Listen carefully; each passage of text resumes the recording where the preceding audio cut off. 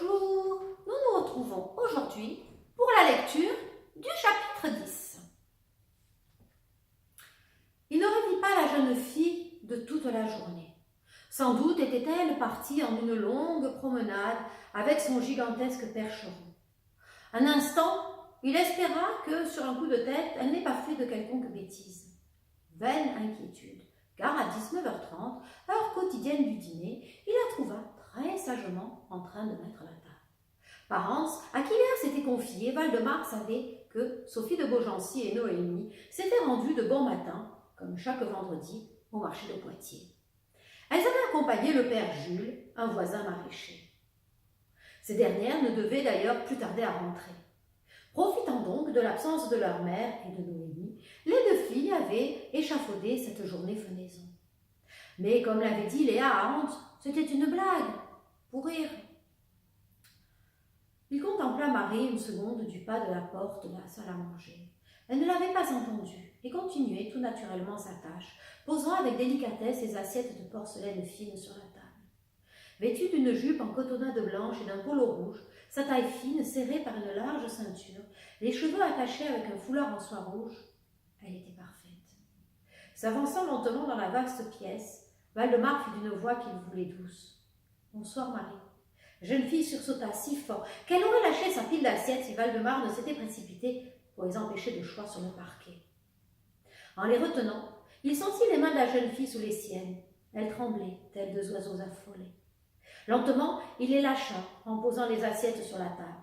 Le contact de ses deux petites mains sous les siennes, de cette peau douce et fine, le bouleversa plus qu'il ne l'aurait souhaité. La jeune fille recula d'un pas et, sans même lever la tête, feignit de continuer sa tâche. « Marie, » fit doucement le Norvégien.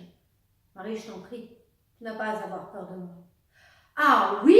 s'exclama-t-elle d'une voix frémissante de colère, en le relevant brusquement la tête, dans un joli chatoiement involontaire de ses longs cheveux. Ses yeux, marines, étincelaient de colère. « Et ça !» fit-elle en montrant une large marque bleuâtre, violacée, qui lui mangeait presque toute une joue. Dans son petit visage, pâle de rage, la marque n'était que plus apparente. Consterné par la conséquence de son geste, Waldemar avança la main. Du bout des doigts, il lui effleura le visage avec une délicatesse surprenante, en une caresse presque tendre. Le contact avec la peau si douce de Marie l'électrisa, n'ajoutant qu'à sa confusion. Marie ne chercha pas à se soustraire à son geste. Elle frémit seulement sous ses doigts, lui braquant le feu trop bleu de son regard dans le sien. « Je suis désolée, Marie, et tu le sais. » Un bruit de pas et de voix dans le hall d'entrée le fit prestement s'éloigner.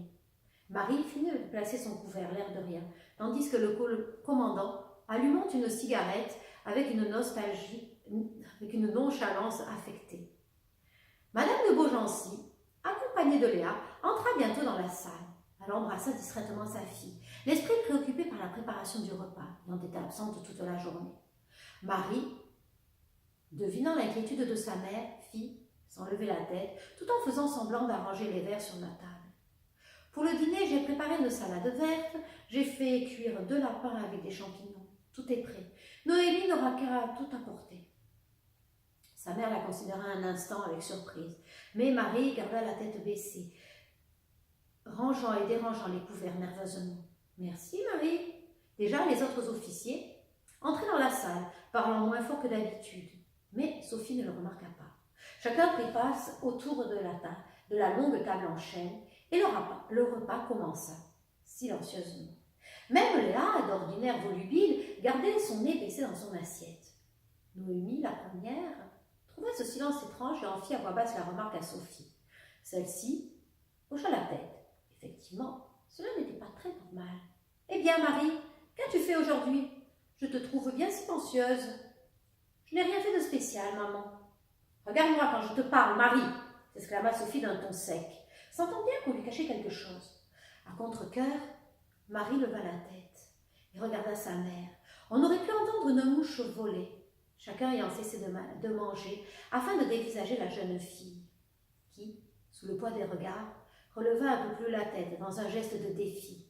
Les regards des officiers allaient de la jeune Française à leur commandant, songeant qu'ils n'étaient pas les deux mains mortes. Le Norvégien, la mâchoire crispée, fixait la jeune fille sans ciller.